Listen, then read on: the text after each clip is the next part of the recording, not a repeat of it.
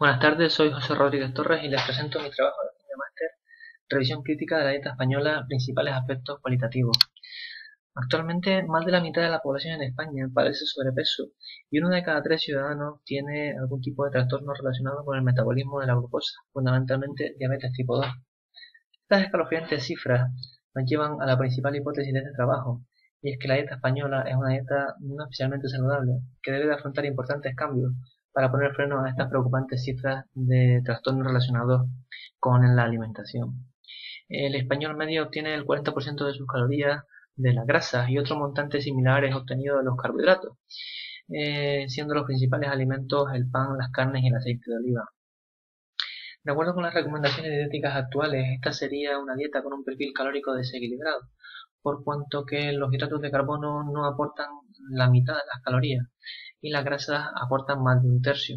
Y esto sería consecuencia de un excesivo consumo de carne, productos cárnicos y productos ricos en azúcares y un deficitario consumo de cereales y de derivados. Este paradigma de las recomendaciones bajas en grasa emana de un estudio longitudinal prospectivo, conocido como el estudio de los 7 países, que arrancó en 1958 sobre 16 cohortes en 7 países y que se alargó varias décadas en adelante, durante las cuales los investigadores obtuvieron datos de hábitos alimentarios y de incidencia de enfermedad coronaria en esos países, entre otras enfermedades, concluyendo finalmente con el hallazgo más influyente de que en aquellas cohortes consumían más grasa saturada y más azúcares tenían una mayor incidencia de enfermedad coronaria. De este hallazgo emanó la hipótesis lipídica, por medio de la cual un excesivo consumo de grasa saturada daba lugar a un aumento del consumo de colesterol, y esto era lo que ocasionaba enfermedad coronaria, disminución de riesgo cardíaco y finalmente infarto. La hipótesis lipídica fue considerada como la mejor de las evidencias disponibles en la década de los 70 y fue por tanto incorporada en las recomendaciones dietéticas de la mayoría de los países occidentales. Con esta restricción de grasas, con esta restricción en el consumo de grasa, el montante de las calorías iba a provenir de los hidratos de carbono.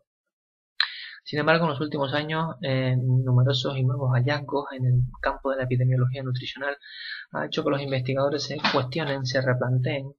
el papel de las grasas saturadas como responsables de la enfermedad coronaria y asimismo como que se replanteen el valor del colesterol como predictor de enfermedad coronaria.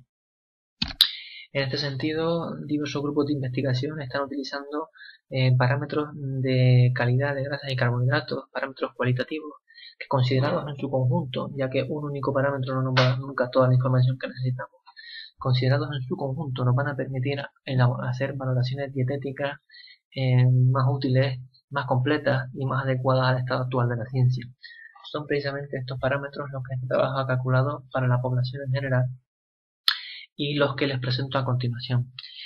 En primer lugar tendríamos el índice glucémico, que es de 50,06, es un valor relativamente bajo, lo cual es positivo, puesto que el índice glucémico es una medida de cómo responde la medida glucémica de un alimento.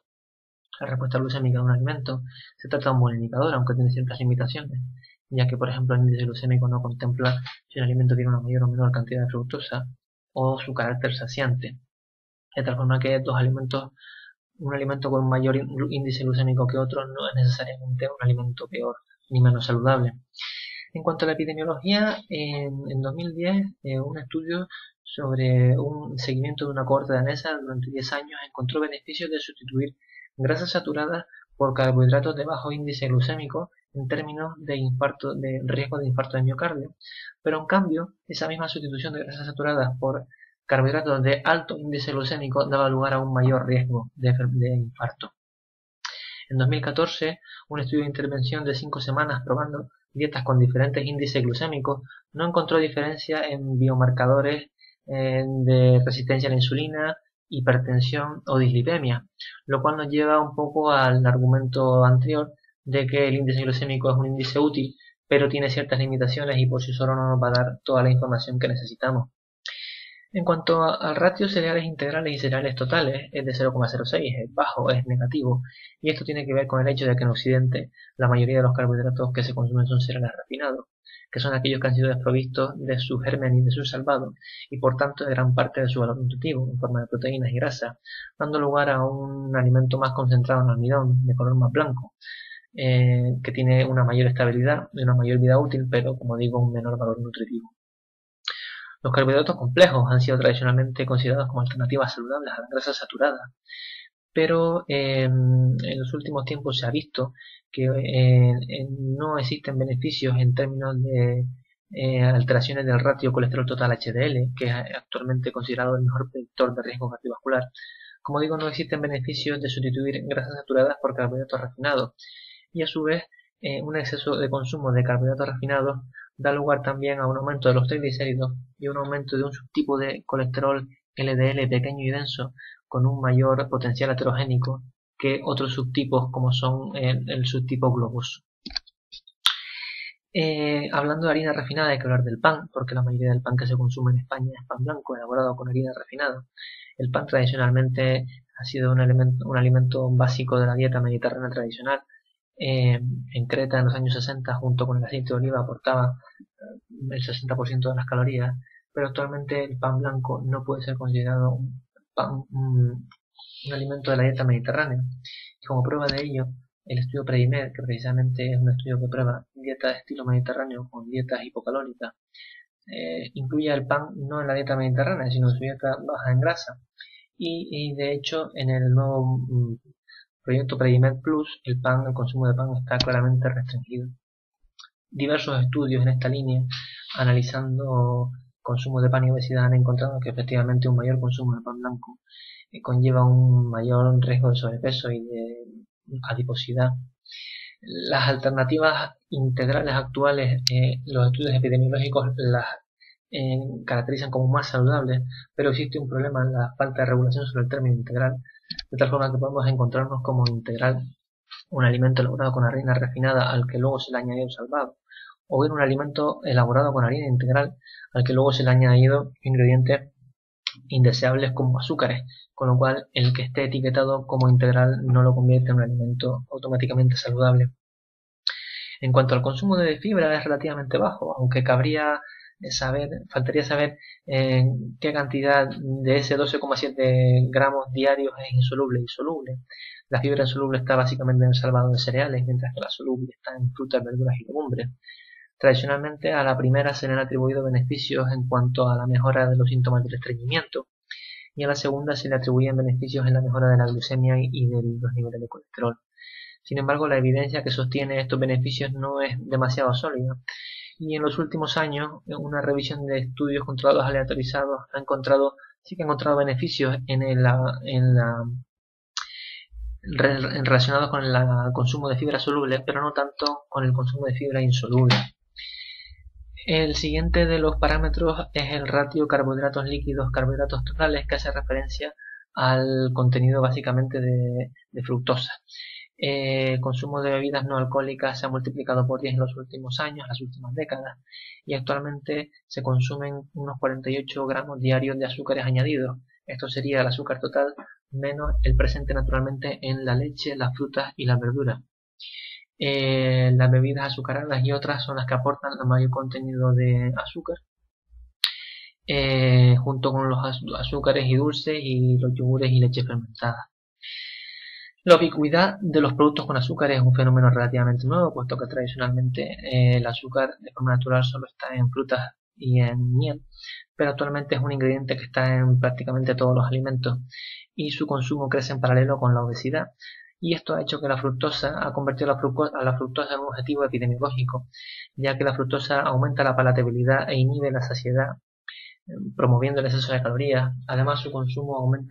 genera dislipemia por aumento de triglicéridos, de LDL pequeño y denso y de ácido úrico, básicamente por el metabolismo hepático de la fructosa, y a su vez también aumenta la hipertensión y se ha relacionado con un mayor riesgo de muerte por enfermedad cardiovascular. En cuanto a la epidemiología, 2 metaanálisis recientes y 2 ensayos de intervención de 12 y 18 meses han encontrado que un mayor consumo de bebidas azucaradas y azúcares generan más sobrepeso y un mayor porcentaje de grasa. De ahí que la Organización Mundial de la Salud y las directrices dietéticas en Estados Unidos hayan establecido la recomendación de que los azúcares añadidos no aporten más del 10% de las calorías de la dieta. En España, sin embargo, no se entiende que la evidencia no es suficiente y por tanto no se ha establecido un límite máximo de consumo. Pasamos a los parámetros de calidad de la grasa. El primero sería el ratio entre grasa insaturada y saturada, que es de 2. En las dietas mediterráneas probadas en los estudios Predimed, este parámetro es de 3, por lo que es más favorable que el que hemos obtenido en la población general, aunque no tanto por un exceso de grasa saturada, sino sobre todo por un mayor aporte de grasa monoinsaturada. La grasa saturada en España, en la población general, aporta un 11,7% de las proteínas, lo cual excede la recomendación del 10%. En cuanto a la epidemiología, se ha observado unos beneficios en términos de riesgo cardiovascular de sustituir grasas saturadas por grasas poliinsaturadas. Concretamente, un metaanálisis de estudios controlados aleatorizados ha visto que una sustitución del 5% de calorías de grasas saturadas por poliinsaturadas disminuye un 10% la enfermedad coronaria. Así, algunos otros estudios epidemiológicos han observado una sustitución favorable en términos de enfermedad coronaria de sustituir grasas saturadas por monoinsaturadas y cereales enteros, aunque esa sustitución no se ha visto favorable cuando la sustitución es por cereales refinados. Las carnes y los productos lácteos son las principales fuentes de ácidos grasos saturados y en ocasiones se les responsabiliza de este exceso de grasa saturada en la dieta, pero hay que tener en cuenta que la carne y los productos lácteos son también la principal fuente de proteínas de alto valor biológico y existen otros alimentos como los productos de pastelería y bollería que aportan un importante montante de ácidos grasos saturados sin aportar por contra otros nutrientes favorables, con lo cual de cara a disminuir el consumo de grasa saturada quizás deberían de ser estos la principal opción. El último de los ratios es el que compara ácidos grasos poliinsaturados omega 6 y omega 3. Es especialmente alto, lo cual es típico de las dietas occidentales, ya que en las dietas antiguas este ratio tiene un valor más cercano a 1. Por ejemplo, en Grecia en los años 60 era entre 1 y 2. No existe un valor evidenciado como óptimo, pero recientes estudios han observado que un menor valor de este parámetro conlleva un menor riesgo de obesidad.